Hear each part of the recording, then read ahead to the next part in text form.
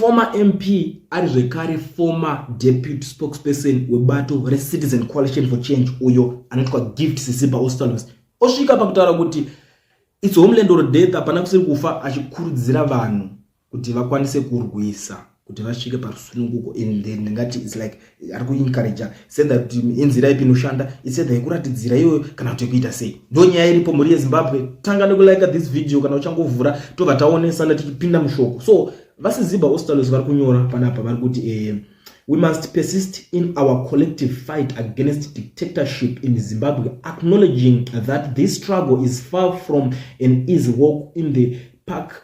For 2 decades, the democratic opposition in Zimbabwe has faced unimaginable hardships, lost lives, thousands jailed and tortured, and the passing of our founding stewards. Yet we press on. Many have sacrificed their lives, seen families torn apart and comrades forced into exile. Zimbabwe is a crime scene where a predatory state brutally preys on its citizens. In the face of such oppression, some have succumbed to exhaustion, joining the ranks of those who perpetrate our suffering. They turn a blind eye to the regime's evil, which has suffocated our president and held our future hostage. But we cannot afford to capitulate. We have to fight on. Freedom, whatever it has been attained, is always required a struggle. We must defend our homeland no matter the cost until victory. Homeland or death. Vakatoisa vanhu vari kuratidza kutoratidzira chaiko cheko ndonyaya inga iri panapa, jinja ka unozi vanokomana chacho vanenge vakunzwa jinja ka zvinobowa kakomana kuti wambogara nyika yako webvira kudhara unyatsona kuti iyi struggle yato ne 2 decades iripo, vamwe vakafa, vamwe vakatotiza munyika, vamwe vakaita sei. Ndo pari kunzi asi rusununguko rwacho watiri kutsvaga harizongouye nyore nyore. Panotoda kuti ungoona kuti takuita se takontinya kuenderera kumberi. Vamwe vakasungwa, vamwe vakaita se, vamwe vakatopedzera vatojoina futi vanhu vacho vavaita se vaitira kurwisa nawo. So ndo mashoko avari kubuda nawo panapa vari kutaura. So asi ndiri kuzoona vana vakawanda vemuZimbabwe vari kuratidza kusupporta, vamwe vari kucriticize at the same time. maZimbabweans zvavangori pese panotaurwa chinhu isedha vamwe vari kuside kwako, vamwe vari kucriticize, vamwe vanenge vasiri kufarira zvinhu zvauri kutaura. It's something chekuti changograb attention yangu ndikati regedza ndimboya tionesane nemaZimbabweans. So ndiri kuona mwari kubuda ari kuti poor leadership is prolonging the struggle. Unfortunately, the masses are not politically mature to behave like flies where there is the go in a number or finish. Pakatoshata vakomana parunzi vanhu vacho vari kutotanga nhunzi kurungoya ningirikina vari kungoya vachingoenda pavangongo paunhuhirira order area vanobva vamhanyirira kuenda ikoko. Ndo zvakutotanga kutotaura panapa mwari kuti pakuti collective fight apo mwana wamai, it remains a pie in the sky until such a time when comrades own up for their stupid behavior of the past, which undermined the principles of unity and senseless alienate others. Pakashata mwari kuti ZANU-PF is army backup. In fact, they are in power quarters of the army. Do you have any countermeasures to deal with the military? If not, then this struggle is as good as a fertile. You can't fight people with guns on X spaces. Mungu watutaura kuti vakomana hamuna kachekukwanisa kuuya muchikurira mauto nacho mauto enyika. Saka zvinhu zvese zvamukutotaura izvozvo vanhu vari muda unorwisana nawo vane backup yemauto. Ndo nyaya iri kutaura nomwe munhu panapa. Itori nyaya yekuti pari tricky papo, pari big tricky. Saka it's like ari kuta kubudisa effect munhu handiti, but perfect yaari kubudisa iyo effect inenge kudiscourage vanhu, effect futi inenge kugwara, because atingada kutarisaka kuti nyika saka hapana kana kuti mungura kuti changoramba iri ku this side because of vane backup yeningirikeni. Paita kanyaya paita kaugwara ka element kaugwara kapindwa kapinda munhu uyu, but anenge kutaura chokwadi futi kari at the same time kuti une chekuita ere kuti uzokurira chi vanhu vari backup plan yavo iri papo. Ndo nyaya iri papo. Saka pari kunzi haungokwanisi kungovarwisa ka uchingotaura pamhepo. Mwari kuti ago Venezuela and see the real opposition. Murege kutiitira noise pano nonsense. Pakashata. Ku Venezuela kutaurwa ndo kune vanhu veopposition vaive kuti vakangonzwa kunzi election ndobva vatovharira mastreets. But you know the funny thing about those people vari kuvenezuela ndechekuti chi vanhu vanosapota maopposition movement vanhu ndimi munenge mutone problems kazhinji, because leader kazhinji kacho haafaniri kuuya achikuzokuudzai kuti ngatichidai so, because pangwacho imi vanhu munenge muchiziva haakwanise kuti iye kuti auye achinzi adeclare ataura something, but imimi semacitizens kuti mofanira kuziva zvokutoita. Leader ndopano tozouya kutotaura kuti aizvo vanhu vakatsamwa kumanda, vanhu vatosacrifice, but imimi makaratidza kuti imimi pachenyu mangodonetawo mavhotsi enyu pamangonzi mavharwa mamasiya zvakadaro. Saka munomida kuti vacho vaite sei? Changanyatsoita ngatinyatsotaura nechokwadi nyaya iri papa yetu kuziziva Venezuela zvavanenge daro, but ukatarisa vanhu vekuvenezuela wacho leader wacho anamboti ngatiende tivajamukire. Leader ndozomuka usina kutonzwa nziyo shamari mani adedzerwa yaya vanhu vatozviramba uko iwo toti saka handei, so that munenge makuita sei makufighta mese. But muno muZimbabwe zvakadai so leader chero akada kutaura achiti aumana ngatidai so, vese vanodzoka mashure kuti iye ngaende pamberi. Why vachiti iye ngaende pamberi? The next thing vambaona kuti leader uchabatirwa pasungu.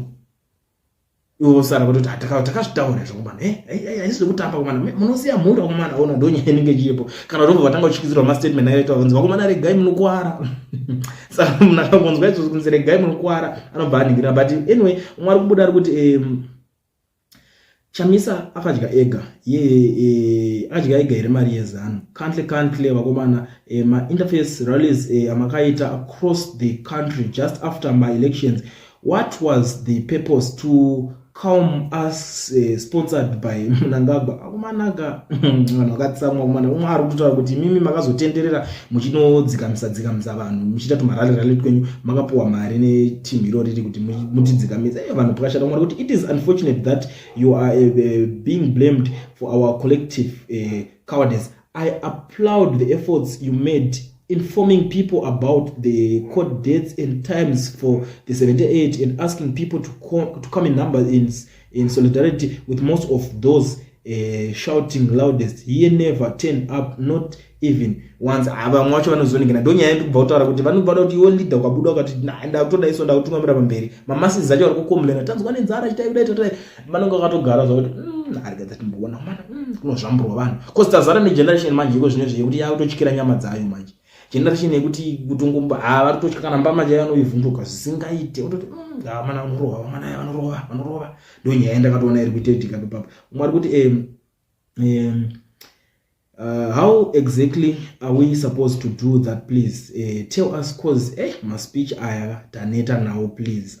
Nyaya iripo ndekuti ngatibatane tinombera ndo nyaya yacho yaari kuedza kutaura. Mwari kuti well said comrade Oslas, the way forward is clear. We all know what needs to be done. We are ready to fight for our emancipation from ZANU. It's not fashionable to be called stupid for fighting for our freedom. The day we open our eyes and be prepared to stand up will be a freedom day. Ndo mashoko ari kubuda kutaura nomwe munhu panapa kutaurayo zvikuda kutoitwa tozviziva isusu, but mimi things nechi nekakungotipo kahindi kachika karipo, but zvikuda kuitwa tokuita sei tikuzviketa. Mumwe munhu anonyatsonzwisisa unoza kuna mwana kuti anenge akabva kure nestruggle akasvika pakasvika nestruggle ashuru kufamba nestruggle chero pakaita zvinhu zvinovhiringisa zvinopiringisha muroad anenge achingoziva ndichingori nawo because it's not easy. Struggle yacho ndozvaitorika tonoti makutonga toni even kana kuhondo ukada kuenda kunotarisa even vakomana vakaenda kuhondo vakanorwa hondo vakadzoka vakanimina the struggle inga siri easy kwavari.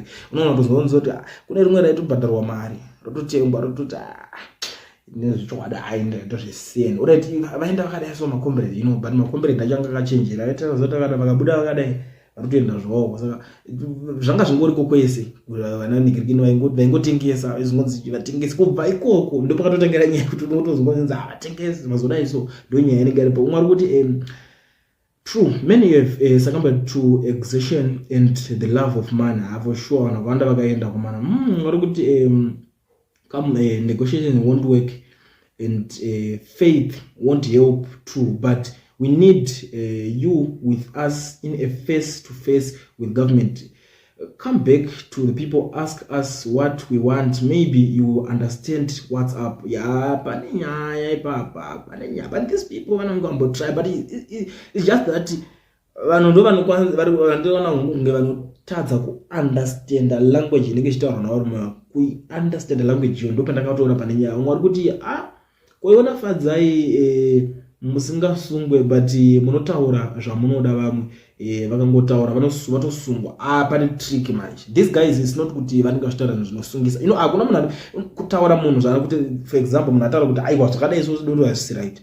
Izvozvo zvinhu izvozvo hazvinganzi munhu atonzi abatwa asungirwa izvozvo anenge achisungwa nani chichi chinochinzi asungwa. But those people kada kutarisa vanozonzi asungwa haasi kunzi akasungirwa ndataura something, no, anenge ane macharges anenge agadzirwa kunzi aiwa musi wakati wakaita zvakati pane the way anenge achitaura. But these people havana kumbobvira vati musi wakati handetinoda isoka. Vanhu vaya vanenge vachinzi iwewe wakataura zvakati, wakataura kuti handetinoratidzira. Saka ndopari pachinzi iwe wakonzeresa ningirikini violence, kukonzeresa, wapesvedzera vanhu. Uri kunzi mheswa mukono pacho, uri kumheswa unozaita shona yakadzika kumheswa, unenge uchipesvedzera vanhu uchita se handi chida izvo. Ndopanobva wazonzi right batai ndiye ari kuita se ndiye ari kuningira vanhu mberi. Saka ndonyaya imwe inenge iripo. So these guys havana kumbobvira vabatwa vapinda munzira iyoyo. That's why muri kuona vasina kana ningirikini yenguva yekunzi vasungwe. I don't know kuti but pfungwa dzemunhu hadzo dzakataka kubhenda pakuti munhu ari kubuda ari kutaura nemi obva kuti sei iwo usingasungwe. Saka vangeda kuti asungwe.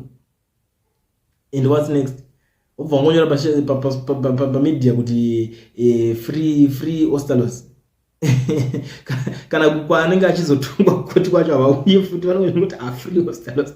Ayo vari fani muZimbabwe. I don't know kuti vanhu vakasikwa sei. Mwari kuti sorry to ask but what are we doing tese starting from leaders? Pakashata. Mwari tanga yemi comrade torai Nelson mobva maenda kuState House tozotera. Omanaka pfungwa dzacho dzatinadzo vanhu havana ndopfungwa dzakadhakwa komana ndikukutaurira. Zvotora nguva pajenda chedini zvinotorera nguva. Mwari kuti ndakazongonzwa kuti kune kwakuenda vanhu kunotraina army tozouya topinda musango. Yaona pfungwa dzinavanhu muZimbabwe dzito different zvekutodaro zvekutoti kutosiyana kupfungwa chako chako. Uwo munhu ari tofunga zvake dondo, ari tofunga akadai. Because kuna mwana kutotika arida kuti adatomutanga tombeta musoja kuti azotanga kuti ari kufighta this regime. But it's not about that kuti kubva watanga wambonoita musoja uzoya uzodidi komana isiriyo nyaya yacho inenge ichitaura komana vanhu ndopa ndikuona kuti vanhu muri kuita kupesana. That's why uchiona kuti pazhinji panonzi paroda kunoitwa ningirikini dzekuzviratidziro dzavo dzemademo dzedze vanhu munenge muchinosiyana muningirikini the way yamuri kuenda. Mwari kubuda kuti endai mungonoratidzira mubudisa mavoices enyu out aiwa chakada tiri kuchida but munotoda kuti motosvika ikoko mototi takutopinda muningirikini takutotanga kutopisa tichingo ipapo ndipanozongonzayo iningirikini mune violence. Ndopa ndinokuda parikuta kusiyana vanhu pfungwa ipapo. Mwari kuti musanyebera vanhu vakomana. There is no opposition in Zimbabwe. Regerai vakomana amubetsere vakomana. Aiwa amubetsere munonyeba. Aiwa regai zvenyu munochowa. Aiwa vanaka ndo type yemacomments achana achibudisa chitaura nevanhu kuti adzamubatsire kana chinhu one adzamunangana ndo type yevanhu vatinavo macharacters ari muZimbabwe. So nonse munochorwa mubatsire amene kuti vanoda kubatsirwa kwakaita sei. Mwari kuti you need thinkers at your party. One day you will come out to denigrate the rule of folk. To next day you want unity. Mwari kuti let's change the approach. We are serious about change. This is not yielding any positive results. Varoda kuti change approach. Approach yevanhu ndakutoiona ndeyekuti takutoya ikoko zvekuti tozvionza kune group vanhu kutopinda rakadaiswa ndodzidwa zveve ndozvipfungwa dzevanhu zvekuti saka zvekuti tinoda kuti tinziti iyoyo votaurirana voita fight kana yemuballot yayo kuti tichakuda avadi vazhinji vacho havana kana ndokumborejista kana kumboningina kungoenda iyoyo kungobuda vari ningirikini. I don't know kuti vanhu pakufunga pazhinji vacho vanenge vachizofunga sei but zvinhu zvingoripo. Mwari kuti that's why muchinzwa emunangagwa richiseka richiti muchingokura isi tichingotonga you really know kuti we can't remove them. Mwakutaura kuti toziva kuti hamuna zvamunomuita ndosikaitangwa kuti muchinge muchingohukura. Mwari kuti ZANU-PF really knows that we are all cowards. We are just good on talking and making noise on social media for sure real. Munhu wamunzwa achikomenda so unobva kuti nyika yanaka kumana kuti komenda tichirungu so unzwa richita kuzhamba tata zirume ziguru but at the end of the day so unochiona kuti apana chaakuzokwanisa kuzoya chicontribute munhu iyeye, apana. umboone kana wana achibuda achisimuka kuti ndatouya ndoda unobatsira kuti ndoda iso, but kungori good blabber mouth, anonzi muromo, simba rakawandira pamuromo ngepinjis zvezve. Saka zvokusimba rakawandira pamuromo ngepinjis manje ka ndopo unozoona kuti kazhinji kacho these people zvavanoita manje vanokutaimira. Unoziva kuti ukati hamhirira mukoro musi unozongoti ndauda ta action, but nguva yese ngochipedza uchingotaura pano ndoda ta action vanouya kubata. Wakambona pinjis zvairiya ikatorwa kawelding ikati inonzi panoita zvewelding kanotaka yobva yangonamwa pakona apa, inongonzi yobva yabatwa deso, yobva yaweredwa deso, haichakwanisa kushama. So inenge yanenge ndo the way yavanoita manje. Unoita kunyararidzwa zviri ningirikini zvineka skillful kuti simba rakatora pamuromo unongonzi vonyararidzwa chose. Ndo imwe ningirikini inotoitika ipapa. Saka pinjisi kangoweredherwa zvadhakwa ichataura ndo zvakatoona. Saka vanoitoziva kuti vanhu vanotaurisa, but tobata vanhu vanokutauriseko. Mwari kuti we certainly need make the cost of dictatorship a bit step. This far we haven't done enough collective ownership of the struggle responsibilities by all citizens. We all know what needs to be done. We know the cost is true. Yeah, the word collective summed it all. It's not an individual. We need to act as a unit. Ndo imwe nyaya iri panapa manje. Ningi ndiye achatimirira, ndiye ari pamberi pedu. Ningi nezuro naanzona kuti ningirikini ngaingupa vamwe vamboita. Munhu akataura kuti nini handisina chekuita nebato renyu reningirikini akasiyira munhu vese varipo, but manyaso unoti vasirwa havana zvavari kuita hapana kana chinhu. Mautanga umublame, ningi anobohwa, ningi anozotaura zvaka, ningi anoramba kangoiza. Ndo problem iri tinayo vanhu. Muri kuzoda futi ari one year anga achiita zvinhu, but iye atata kuti handiti tese zvinhu izvi ndezvekutesa, handiti but muda kurwirwa nyaya yese nemunhu one. Ari one ndiye ngaaningirine zvese, because why? Because ndiye munhu ane idea iri kuenda kumberi, ndiye ane idea iri kuleader. That's why uchizoona kuti vanhu vaya they know kuti aiwa vanhu ava kava zvavari kuda zvese izvi ndikuzvaona, but inini kamira ndimbovasiya mbechana vambotanga vanyatsoona kuti zvinhu izvi zviri serious, haisingori nyaya yekuti tiri kuda kuti tibaite chakati nemuromo, because zvinhu zvacho zvakutaurwa zvine kauchenjeri mbinyana. Zvonetsa kuti munhu akudza kuti toda kuti tinyatsoda iso izvezvi, but zvakutaurwa zvine kauchenjeri, aiwa mana zvikadai zvichapera. But mimi vanhu kana muziva kuti muri kuba kufambirana, then boom makufambirana, but iye anozongoita nzira dzinomufambirawo iye dzinoita kuti asazopinde pamahwana ari ega, because at the end of the day hamuna zvamunozokwanisa kuita kana munhu apa mahwani. Ndo imwe nyaya iri kuitika. Mwari kuti you can oppose the sitting government and play the role of opposing parties just like anyway in the world without the misguided freedom fighting nonsense. We should be able to complete for the political office without labeling each other as sworn enemies. Imezonetsa imwacho tengesa manu mwari kuti mapane mimba chedza munoputaka munodziwana kupi chaizvo aiwa zvanyanya. Vanhu vakatotsa mwari moti I always say it motivational speakers are better than ZANU-PF backed opposition leaders. It's their job. Are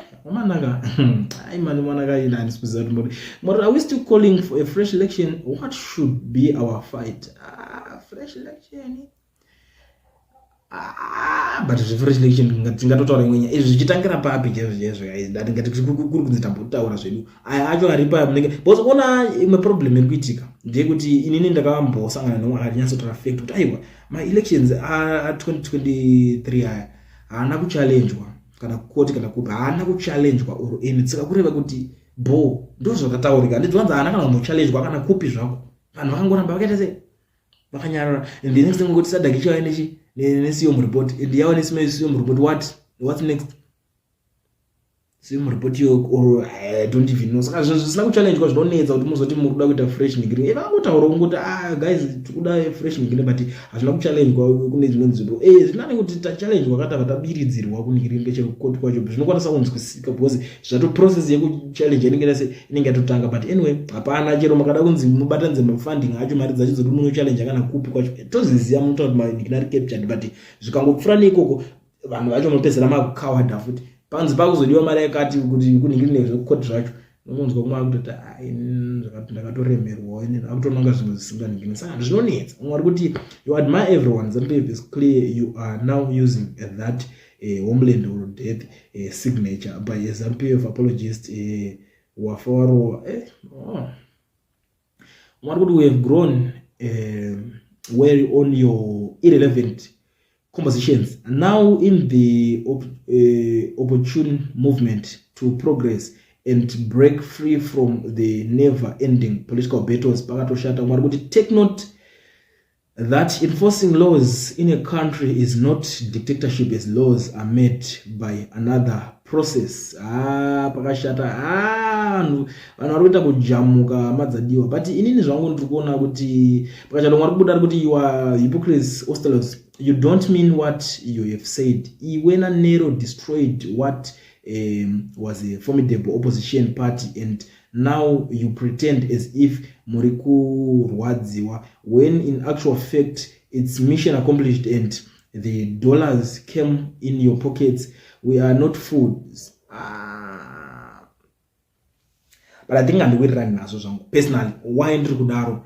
I still remember kumashure pa beto ya MDC, because we can't say kuti iwo vakano destroy ku beto ya MDC ya yana kupe makanya soona zvakaitika mese ku beto yana kupe hapana sina kuona zvakaitika ku beto yana kupe ana kupe vakatosara vatorimo vakatono contest vakaenda sei handiti ndo vakatosara vachiti ndisu taisusu au yakatira kuda kuti amwe MDC timba vatera tunana munzora vakati bai MDC chacho ndeyedu futi ndeyedu brand redu mabrand edu atingati tuma ningirine vakachinorwisa kuma courts kusvika zvavharana tete ndo vatanga from scratch kuti ndakutanga yangu opposition party atanga yake opposition zvakutonzi yade so futi vanhu vaibva vatanga kupanduka nekuda mari because vamwe vanhu vachanenge vakadyarwa vanhu vanopoza nyaya dzenzara dzinenge dzinzara yakati kuuya ndio inenge ichinetsa. Saka zvekuzonzi ti vanhu ndivo vakatengesa nikekene struggle ika inenge tichinyeberana komana inangu I don't believe that kana mchiti ye musakatengesa struggle amene kutonzi kutengesa kwacho kuita sei, because problem imwe tanayo futi ndeyekuti mumwe munhu akaningirikina